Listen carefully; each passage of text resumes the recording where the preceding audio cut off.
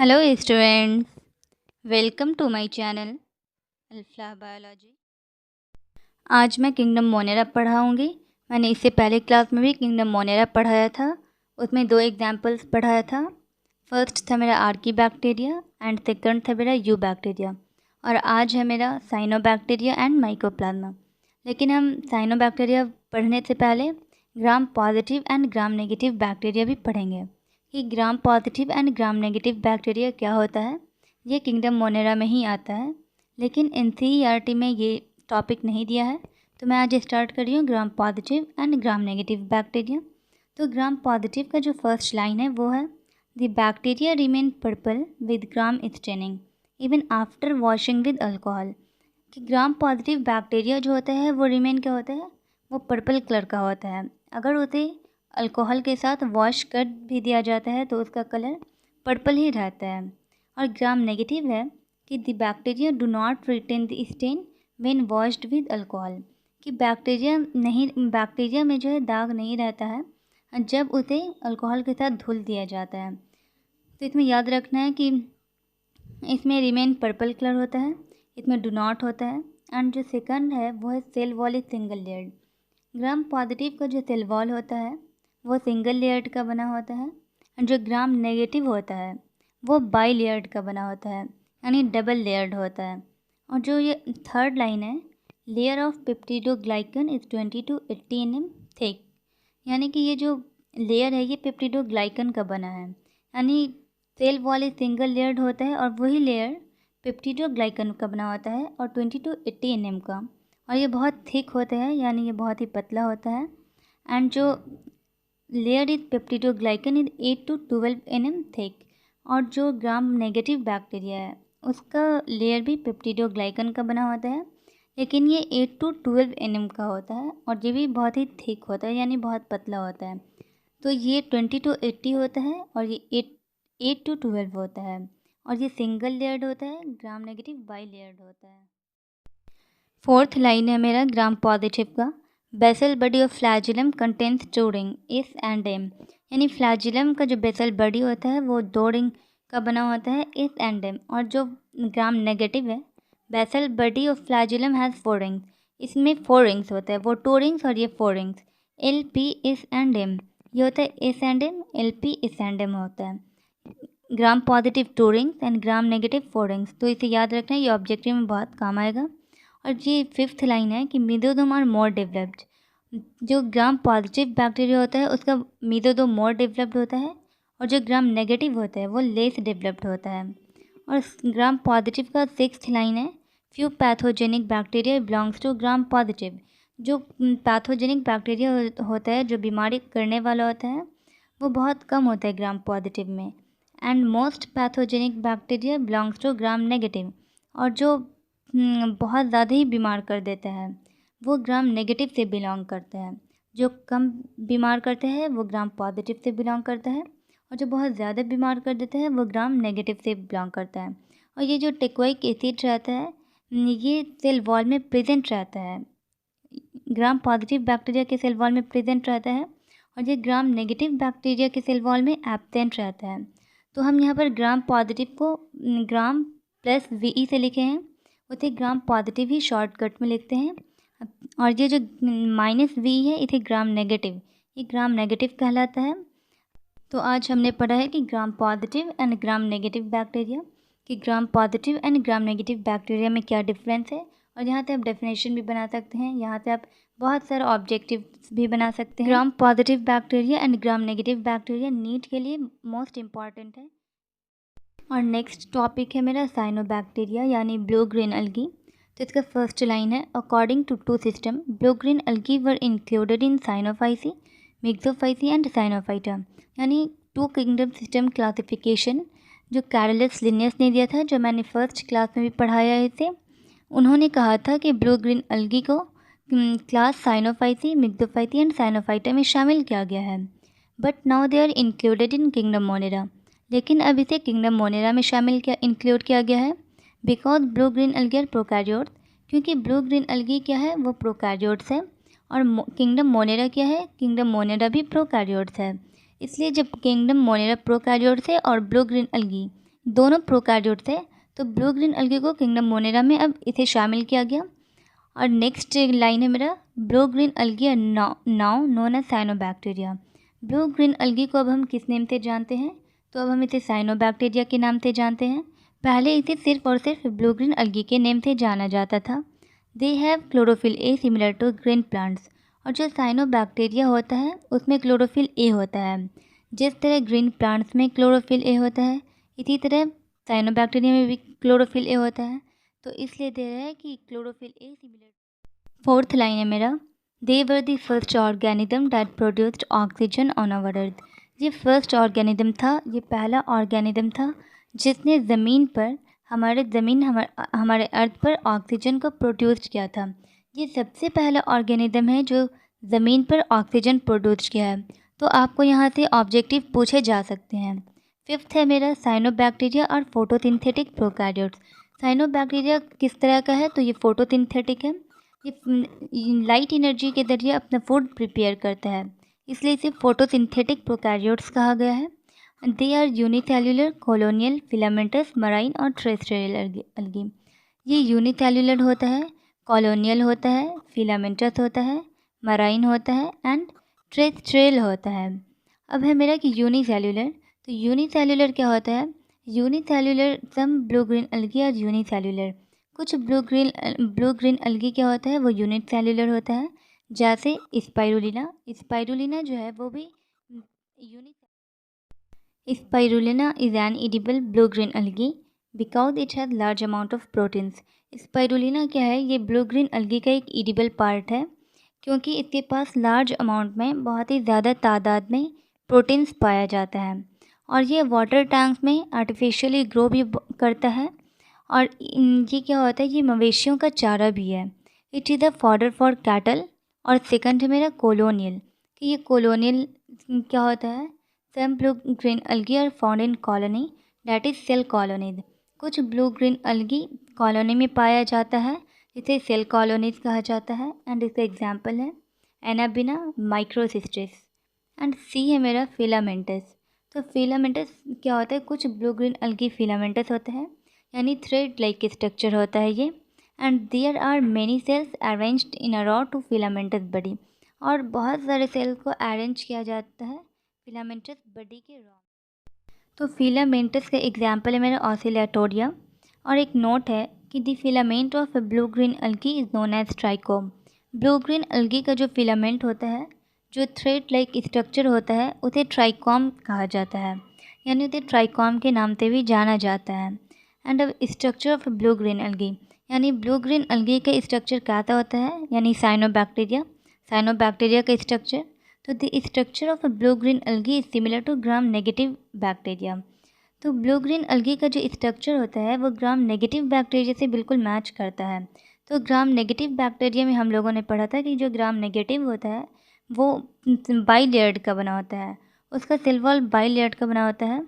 तो इसलिए जब यहाँ पर नेगेटिव बैक्टीरिया है तो यहाँ पर आप पहचान लीजिए कि ये बाई लेयर्ड का होगा। तो because the cell wall of blue green algae is bi layered. And जब नेगेटिव बैक्टीरिया होता है तो वो बाई लेयर्ड होता है, और उसका जो आउटर लेयर होता है वो लिपोपोलीसैकेराइड का बना होता है।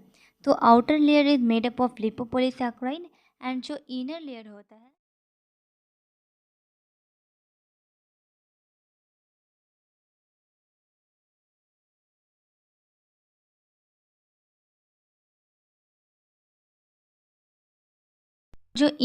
वो पेप्टिडोग्लाइकन का बना होगा। और जो blue green algae are surrounded by mucilaginous membrane. Blue green algae surrounded रहता है म्यूसिला जीनस मेम्ब्रेन के जरिए। म्यूसिला जीनस मेम्ब्रेन को ही हम जिलेटिनस शीथ भी कहते हैं और उसे इन्वेलप भी कहते हैं। तो this envelope is made up of mucopolysaccharide. तो वो जो म्यूसिला जीनस मेम्ब्रेन यानी जिलेटिनस शीथ जो है वो म्यूकोपोलीसैकेराइड का बना होता है। तो यहाँ पर ब्लू ग्रीन अलगे का स्ट्रक्चर आप देख सकते हैं, ये एनसीईआरटी में सेम टू सेम ऐसा ही स्ट्रक्चर दिया हुआ है। ये साइनोबैक्टीरिया आप इसे कहें या फिर इसे ब्लू ग्रीन अलगी, बात वही है। तो यह इसमें हेट्रोसिस्ट पाया जाता है और म्यूसिला जीनस शीथ, यानी कि ब्लू ग्रीन अलगी जो सराउंडेड रहता है म्यूसिला जीनस मेम्ब्रेन के ज़रिए। और थर्ड लाइन है these are without flagella. Cyanobacteria के पास फ्लैजिला नहीं। अब साइनोबैक्टीरिया का फोर्थ लाइन है मेरा कि stored food in blue green algae cyanophycin. अब जो ब्लू ग्रीन अलगी जो अपना फूड स्टोर्ड रखता है वो साइनोफाइथिन स्टार्च में रखता है, which is not starch actually, जो हकीकत में स्टार्च नहीं है, एंड फैट ड्रॉपलेट्स, और वो फैट ड्रॉपलेट्स हैं। Some blue green algae can perform nitrogen fixation, कुछ blue green algae nitrogen fixation perform करते हैं, and they convert atmospheric nitrogen into ammonium. और जो हमारे एटमॉस्फेयर में नाइट्रोजन है वो अमोनिया में कन्वर्ट कर दिए जाते हैं, and then into nitrogenous compound like amino acid, nitrate, और उससे एक कंपाउंड बनता है जैसे अमाइनो एसिड और nitrate. And blue green algae improve the fertility of soil by nitrogen fixation. और इस तरह ब्लू ग्रीन अलगी इम्प्रूव करता है सॉइल नाइट्रोजन फिक्सेशन के ज़रिए सॉइल की फर्टिलिटी को। तो इस लाइन को याद रखना है कि blue green algae improve the fertility of soil by nitrogen fixation. And sixth है मेरा एजोला। एजोला क्या होता है? ये एक्वेटिक फर्न है, इसका यूज़ किया जाता है बायो फर्टिलाइज़र में और पैडी फील्ड यानी राइस फील्ड में इसका इस्तेमाल राइस फील्ड में बायो फर्टिलाइज़र के रूप में किया जाता है। तो उसका एग्जाम्पल है ओलोसीरा एंड ऑसिलेटोरिया, यानी वो जो पैडी फील्ड में जो पाया जाता है तो वो उसका नेम है ओलोसीरा एंड ऑसिलेटोरिया। और सेवन्थ लाइन है मेरा special type of cell are found for nitrogen fixation in Nostoc and Anabaena. Z की जगह पर आप इस लिख लेंगे, नोन एज हेट्रोसिस्ट। तो जो वो ब्लू ग्रीन अलगी में जो हेट्रोसिस्ट था डायग्राम में, तो वो हेट्रोसिस्ट क्या होता है?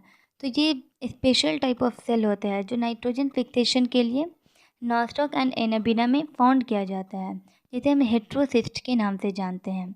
एंड जो 8 लाइन है मेरा heterocyst is the thick wall doesn't perform photosynthesis. Heterocyst बहुत ही थिक वॉल्ड का होता है और ये फोटोसिंथेटिक को परफॉर्म नहीं करता। नेक्स्ट टॉपिक है मेरा वाटर ब्लूम। एनसीईआरटी में इस तरह टॉपिक नहीं बना है, लेकिन मैं यहाँ पर एक टॉपिक बना दी हुई थी कि वाटर ब्लूम क्या होता है। Excessive growth of blue green algae in water. जो ब्लू ग्रीन अलगी जो होता है, जो साइनोबैक्टीरिया होता है, वो पानी में बहुत ज़्यादा ही ग्रोथ करता है, एक्सेसिव ग्रोथ करता है, और वो वाटर को पॉल्यूट बना देता है। इसे हम वाटर ब्लूम कहते हैं। तो excessive growth of blue green algae in water that pollute the water is called water bloom. और blue green algae grow rapidly in water. Blue green algae water में रैपिडली ग्रो करता है, बहुत तेज़ी से ग्रो करता है, एंड सेक्रेट टॉक्सिक सब्सटेंस, और वो टॉक्सिक सब्सटेंस को सेक्रेट करता है। This toxic substance is known as death factor. उसी टॉक्सिक सब्सटेंस को हम डेथ फैक्टर भी कहते हैं। जो वैसे एनिमल जो पानी में रहते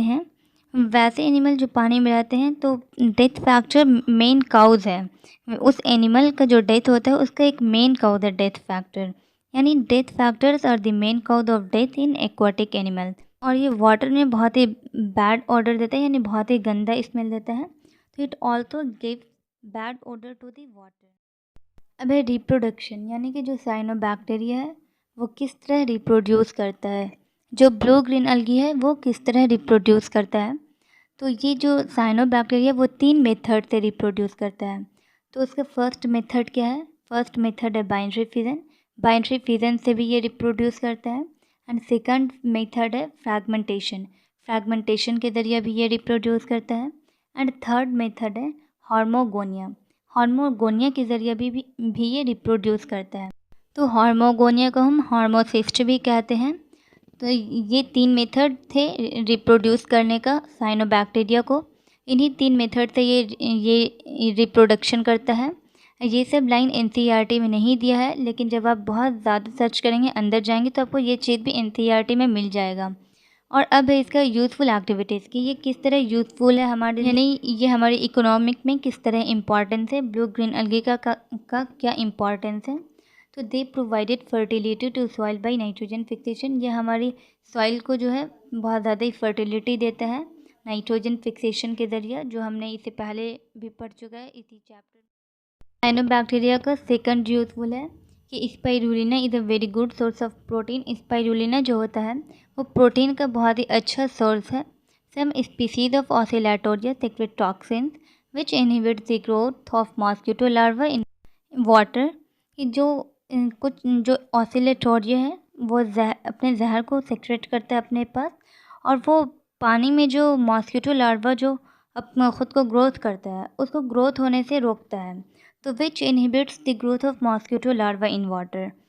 तो और इसका हार्मफुल एक्टिविटीज़ हैं कि ये किस तरह हार्मफुल है हमारे लिए, कि वाटर ब्लूम, ये जो वाटर ब्लूम को गंदा कर देता, वाटर को ये पॉल्यूट कर देता है, गंदा कर देता है।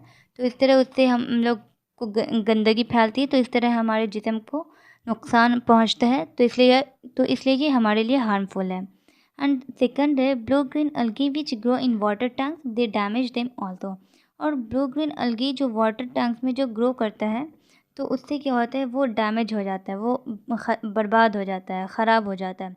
तो इस तरह भी ये हमारे लिए क्या है, एक हार्मफुल। साइनोबैक्टीरिया भी कंप्लीट हो गया, और अब है मेरा माइकोप्लाज्मा। तो माइकोप्लाज्मा पीपीएलओ, माइकोप्लाज्मा को पीपीएलओ के नाम से भी जाना जाता है, इसे पीपीएलओ भी कहा जाता है। ये पीपीएलओ का फुल फॉर्म क्या है, तो इसका फुल फॉर्म है ल्यूरो न्यूमोनिया लाइक ऑर्गेनिज्म। ये ल्यूरो न्यूमोनिया लाइक ऑर्गेनिज्म है, पीपीएलओ और बैक्टीरिया लाइक ऑर्गेनिज्म। और ये जो पीपीएलओ है, जो माइकोप्लाज्मा है, वो बैक्टीरिया जैसा ही है। They were discovered by 2 French scientist Nocard and Roux in 1898। इसे किसने डिस्कवर्ड किया, तो इसे 2 फ्रेंच के साइंटिस्ट ने मिलकर डिस्कवर्ड किया था, जिसका नाम था नोकार्ड एंड रॉक्स। और ये कब किया था, तो ये 1898 में किया था। ये माइकोप्लाज्मा जो होता है वो यूनिसेल्युलर होता है, स्मॉलेस्ट होता है, स्मॉलेस्ट प्रोकैरियोटिक ऑर्गेनिज्म। माइकोप्लाज्मा का जो सेल होता है, तो उसका डायमीटर कितना होता है, तो 0.1 म्यू से लेकर 0.3 म्यू तक। तो यहाँ पर म्यू मेरा छूट गया लिखना, आप उसे लिख लेंगे। इसका जो सेल होता है वो 0.1 से 0.3 म्यू का होता है। एंड इसका जो सेल मेम्ब्रेन होता है वो ट्राई लेयर्ड यानी 3 लेयर का बना होता है। और वो किस चीज़ का बना होता है, तो वो लिपोप्रोटीन का बना होता है। और इसमें आरएनए एंड डीएनए दोनों प्रेजेंट रहता है, आरएनए भी प्रेजेंट रहता है एंड डीएनए भी। तो डीएनए में डबल स्ट्रैंडेड डीएनए होता है, और ये मेनली सर्कुलर होता है। और जो आरएनए होता है वो सिंगल स्टैंडर्ड होता है। और they are without cell wall, और इसके पास सेल वॉल नहीं होता है, ये बगैर सेल वॉल का रहता है। They exhibit pleomorphism and called joker of plant kingdom. Mycoplasma को जोकर ऑफ प्लांट किंगडम भी कहा जाता है, जोकर ऑफ प्लांट किंगडम के नाम से भी जाना जाता है। जोकर ऑफ प्लांट किंगडम को आप वीवीआई लगा लें, ये वेरी वेरी इंपॉर्टेंट है, क्योंकि जोकर ऑफ प्लांट किंगडम पूछे जा चुके हैं एग्जाम्स में, और भी ये पूछे जा सकते हैं। और ये किस तरह न्यूट्रिशन करता है, तो ये ऑस्मोट्रॉफिक मोड ऑफ न्यूट्रिशन होता है माइकोप्लाज्मा में osmotrophic mode of nutrition. Cyanobacteria without oxygen में सर्वाइव रहता है, ये विदाउट ऑक्सीजन में भी रहता है, जिंदा रहता है।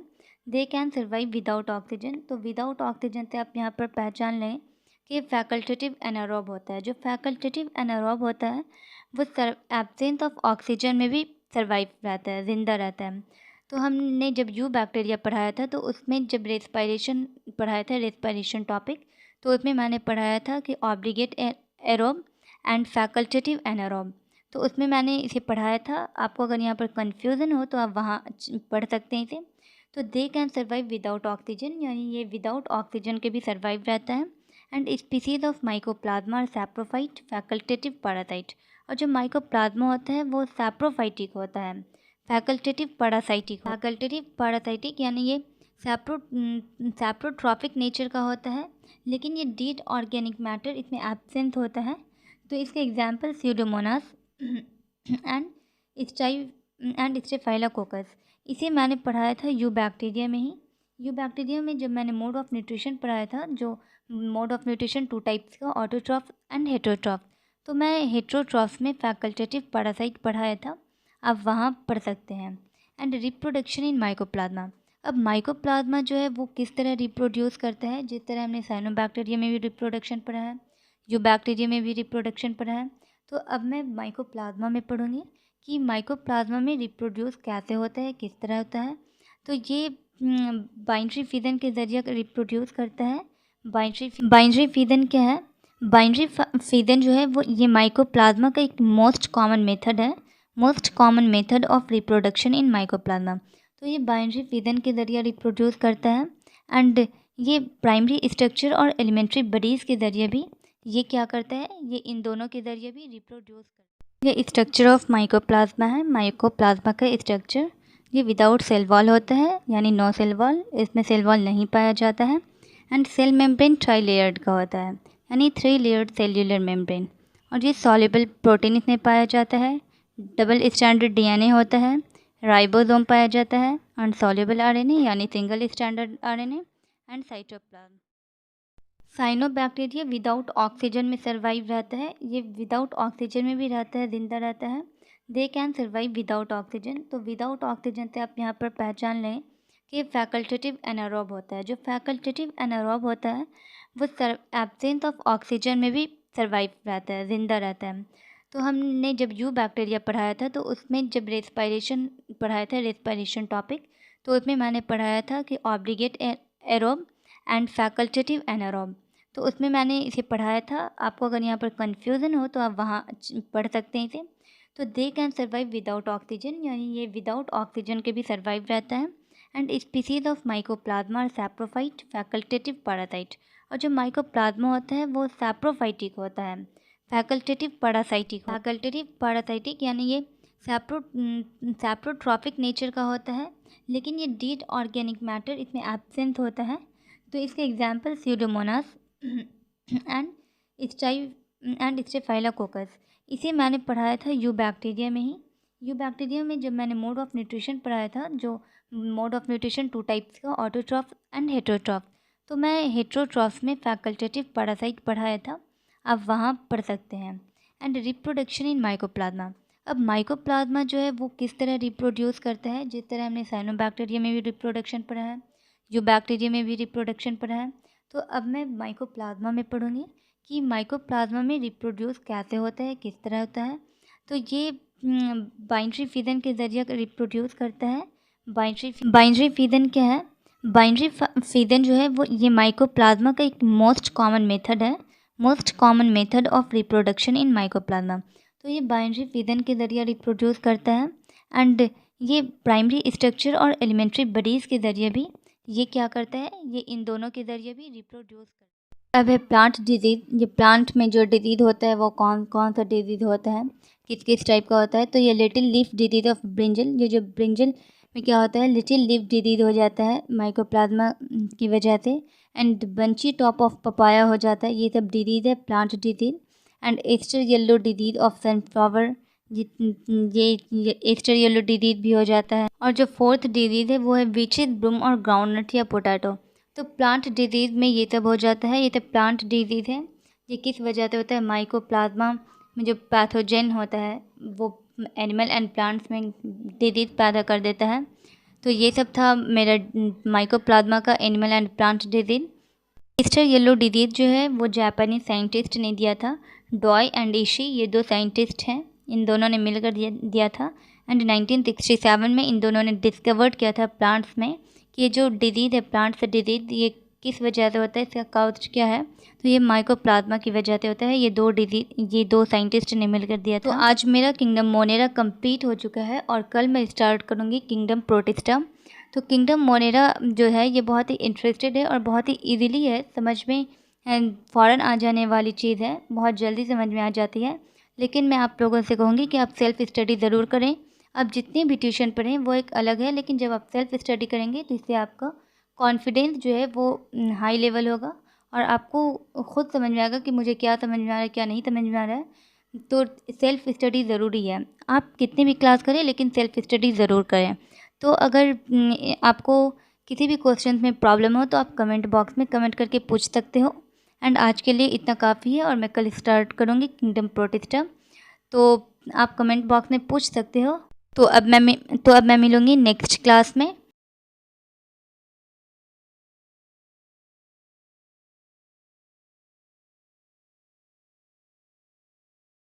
और मेनी माइकोप्लाज्मा और pathogenic in animals and plants. बहुत से माइकोप्लाज्मा जो होता है वो पैथोजेनिक होता है एनिमल्स में एंड प्लांट्स में। एनिमल्स में जो डिजीज़ होता है माइकोप्लाज्मा में, तो उसे हम देखते हैं कि ये मेल स्टेरिलिटी यानी जेनिटल्स इन्फ्लामेशन इन ह्यूमन, यानी एक्सटर्नल सेक्स ऑर्गन जो होता है ह्यूमन का, उसमें इन्फ्लामेशन हो जाता है यानी सूजन हो जाता है।